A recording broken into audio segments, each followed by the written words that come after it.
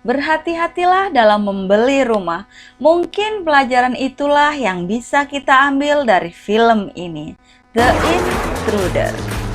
Film yang dibintangi oleh Dennis Evans, Michael Ealy, dan lain-lain ini menceritakan tentang seorang eksekutif muda bernama Scott dan istrinya yang bernama Annie yang mewujudkan impiannya layaknya pasangan baru. Mereka ingin memiliki rumah sendiri karena rumah kontrakan mereka dinaikkan harganya oleh Kong Naim. Scott adalah seorang eksekutif muda berbakat. Ia baru saja mencapai target yang diberikan oleh perusahaan tempatnya bekerja. Dan sebagai bonusnya, perusahaan memberikan imbalan yang sangat besar. Scott sangat mencintai istrinya, Annie. Mereka berdua sangat senang dengan bonus itu. Mereka berencana untuk segera mengunjungi sebuah rumah impian yang sudah lama mereka idamkan. Rumah yang besar dengan halaman yang luas.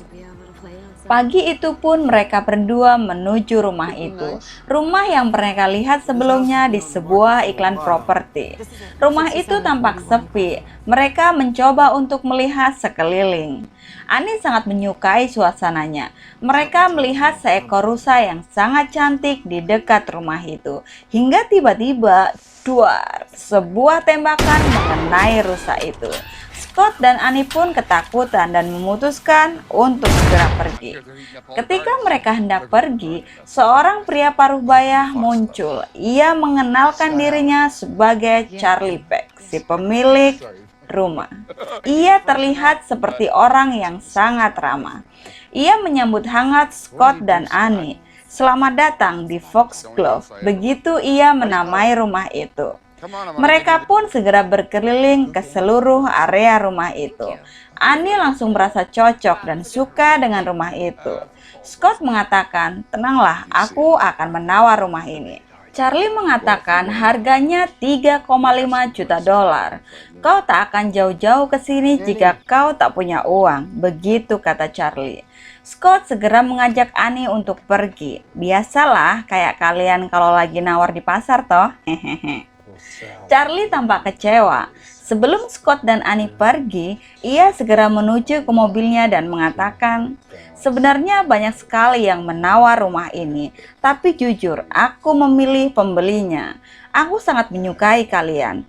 Akan kutinggalkan semua perkakas rumah ini dan kuturunkan harganya menjadi 3,2 juta dolar saja. Aku tahu Annie sangat menginginkan rumah ini. Dan ingatlah, kalau istri tidak senang, semua tidak senang," begitu kata Charlie. Scott pun segera berpamitan. Ia mengatakan akan mengabari Charlie nanti. Sepanjang perjalanan, Annie terus membicarakan rumah itu. Ia sangat menginginkannya. Seminggu kemudian, dengan menggunakan gobok dari Gojek, mereka memindahkan barang-barang mereka dari kontrakannya. Charlie terlihat sangat sedih. Ia begitu mencintai rumah itu. Malam harinya, Meg dan juga istrinya Rachel datang berkunjung ke rumah barunya Scott. Mike adalah bos sekaligus sahabat Scott. Mereka bercerita panjang malam itu. Saat akan tidur, sehabis merokok, entah kenapa Mike kencing di halaman. Ia mengencingi sebuah patung di halaman rumah itu. Ia juga membuang puntung rokoknya yang masih menyala sembarangan. Dan pagi harinya, saat akan pulang, Mike sangat terkejut. Sebuah tusukan rokok ada di jok mobil mewahnya. Ia sangat marah dan ia tak tahu harus menyalahkan siapa. Hari itu, Scott dan juga Annie berkeliling di kota kecil itu. Mereka mencoba sebuah warteg di sana. Scott tampak asik mengobrol dengan mbak-mbak yang ada di warteg itu. Dan Annie pun cemburu berat. Sesampainya di rumah, Scott bertanya kepada Annie apakah Annie mematikan AC-nya. "Tadi sebelum pergi, aku sengaja tidak mematikannya." Tapi karena masih cemburu, Annie pun mengacuhkannya. Beberapa hari kemudian, Annie sangat terkejut. Ia melihat Charlie sedang memotong rumput di halaman rumahnya. Ia pun segera memberitahu Scott dan juga menegur Charlie. Ia mengatakan terima kasih telah memotong rumputnya, tapi kami bisa melakukannya. Charlie beralasan bahwa tadinya ia ke situ untuk memberikan nomor-nomor penting tukang ledeng dan lain-lain. Tapi ia melihat rumputnya sudah panjang, jadi ia memotongnya. Charlie berjanji tak akan melakukannya lagi. Saat sampai di rumah, Scott dan Annie membicarakan Charlie. Mereka mengatakan bahwa rumputnya dipotong dengan rapi. Mereka merasa kasihan dengan Charlie yang kesepian. Annie mengatakan bahwa ia mengundangnya di hari Thanksgiving. Hari itu pun tiba, Charlie telah datang. Ia membawa pie untuk Annie. Scott pun kemudian mengajak Charlie untuk berkeliling rumahnya. Ia tampak tak suka rumahnya direnovasi. Tak lama kemudian, Mike dan istrinya juga datang di acara itu. Mereka semua mengobrol dengan akrabnya. Hingga akhirnya Charlie mengatakan bahwa dengan merenovasi rumah itu, Scott telah kehilangan integritasnya. Mike pun meledeknya. Charlie mengatakan bahwa dulunya ia adalah seorang arsitek. Setiap yang dia bangun di situ ada jiwanya. Dan kembali Mike meledeknya. Ia mengatakan bahwa itu semua omong kosong. Charlie sangat marah. Ia ingin memukul Mike dengan botol di depannya, tapi ia menahannya. Kemudian Mike berpamitan untuk buang air kecil. Anehnya, kali ini ia kembali mengencingi patung itu. Tak lama kemudian Charlie mendekatinya. Mereka pun bercakap-cakap. Mike bertanya apakah Charlie sudah merelakan rumahnya. Charlie tampak tak menyukai Mike, apalagi Mike malah menyundut patungnya dengan rokok. Charlie tampak sangat tidak senang. Setelah Charlie berpamitan, Mike mengatakan bahwa Charlie mengawasinya. Ia juga curiga bahwa Charlie yang menyundut jok mobilnya. Mereka kemudian bertaruh bahwa Charlie ada di hutan. Malam itu juga, Mike dan Scott pergi ke hutan di belakang rumahnya. Mereka ingin mencari keberadaan Charlie. Tiba-tiba mereka menemukan jejak bekas ban mobil baru lewat. Dan seketika sebuah sorot lampu mobil yang sangat terang menyilaukan mata mereka. Awalnya mereka ketakutan, tapi tak lama mobil itu malah kabur. Keesokan paginya, Scott segera memasang CCTV di sekitar rumahnya. Namun tiba-tiba Charlie datang dan memarahi tukangnya. Ia mengatakan, "Jangan merusak pohonku." Scott pun keheranan. Ia mengatakan itu untuk melindungi Annie. Charlie mengatakan kalau ingin melindungi Annie, maka belilah senjata. Scott mengatakan tidak boleh ada senjata di rumahnya. Ia menceritakan bahwa kakaknya tewas tertembak. Charlie pun kemudian pergi. Malam itu Scott tak bisa tidur. Ia mendengar suara-suara di luar.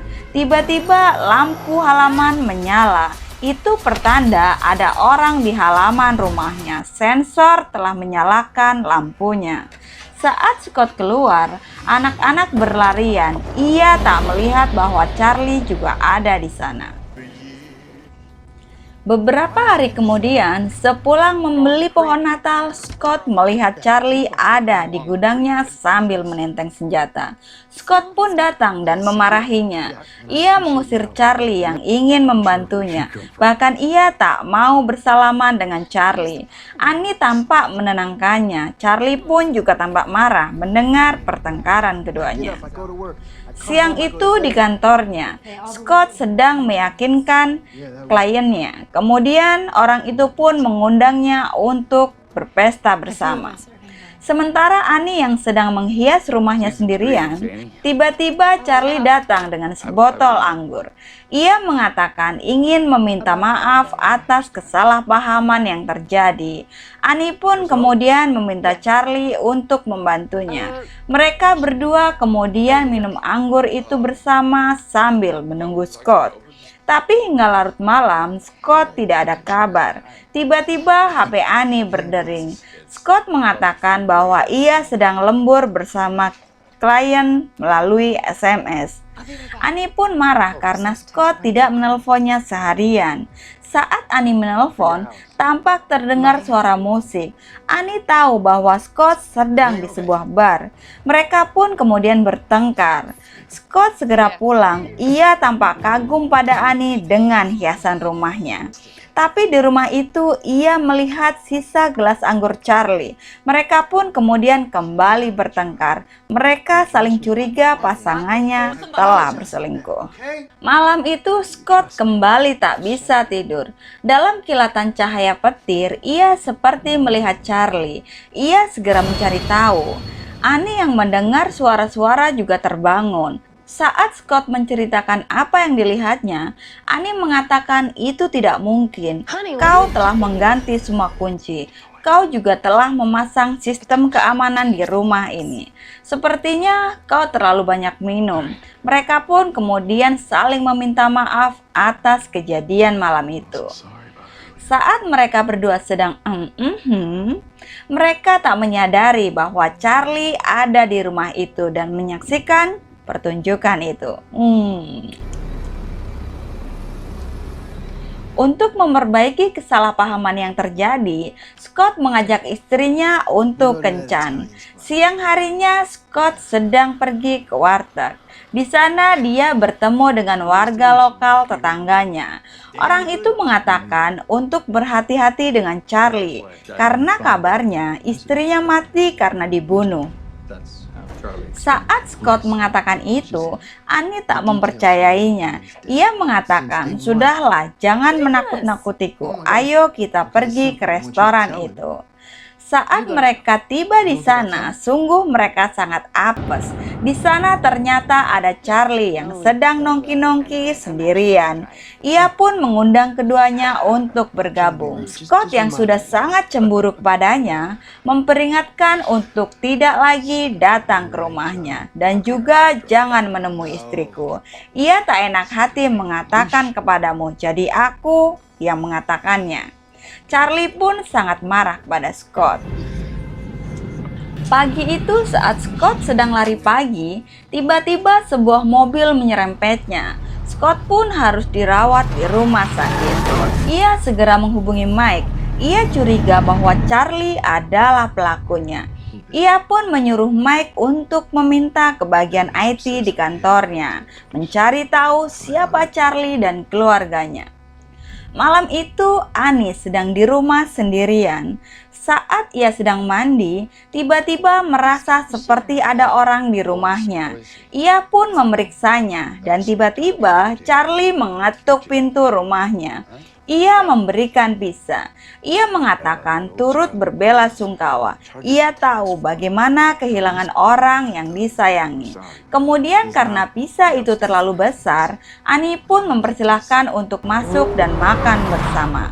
Sementara di rumah sakit, Mike mengatakan bahwa Charlie sedang dalam masalah keuangan. Makanya ia menjual rumahnya. Ia terancam hukuman penjara yang sangat lama. Lantas ia meminta Mike untuk menengok keadaan Annie.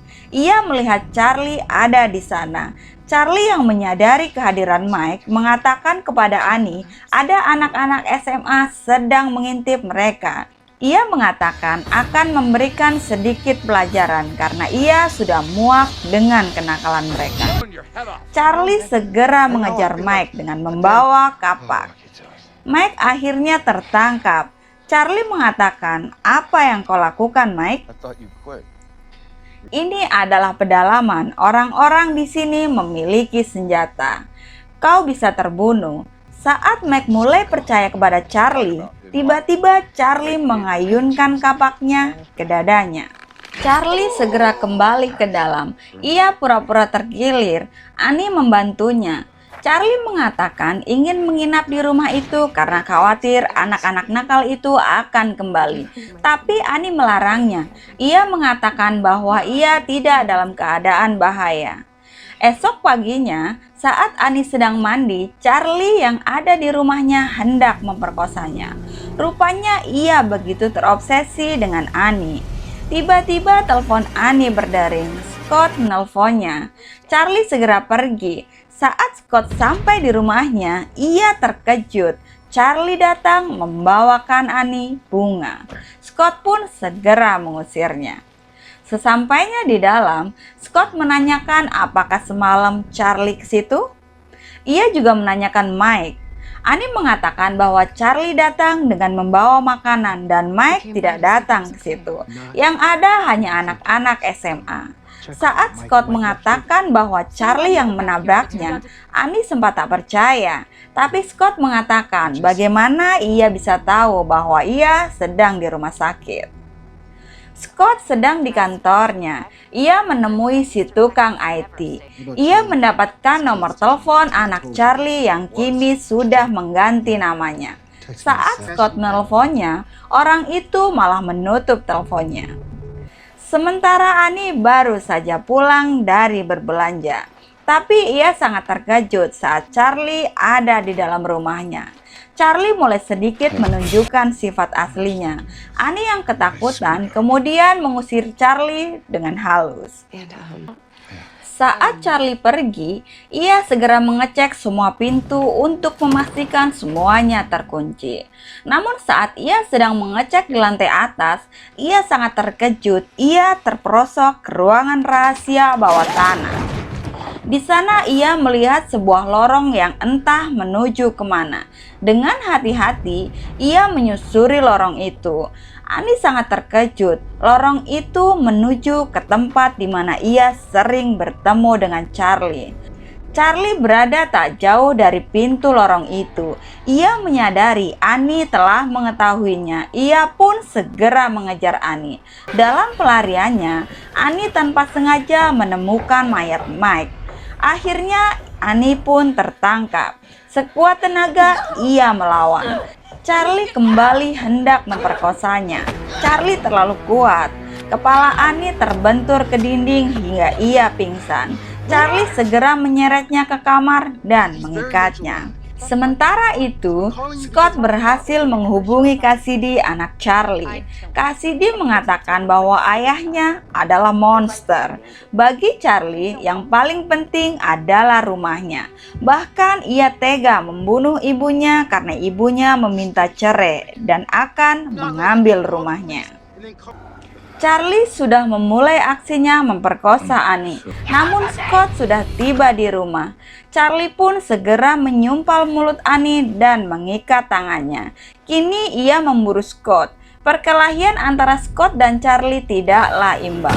Dan Charlie berhasil menjatuhkan Scott dari lantai 2. Charlie segera kembali memburu Annie.